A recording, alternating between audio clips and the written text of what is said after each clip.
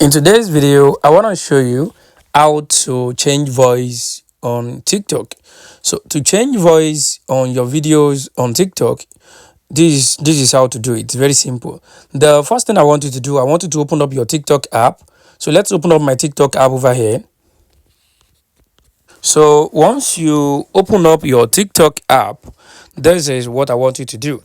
If you check the bottom here, you're going to see a plus icon.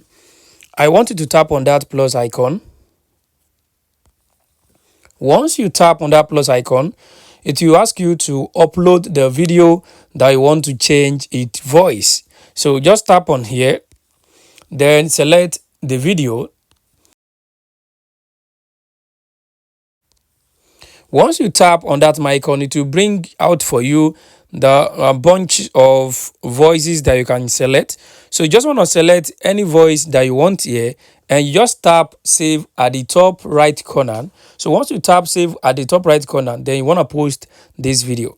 So guys, this is how to actually change voice on the video you want to post on TikTok. I hope this video helped you. Thanks for watching.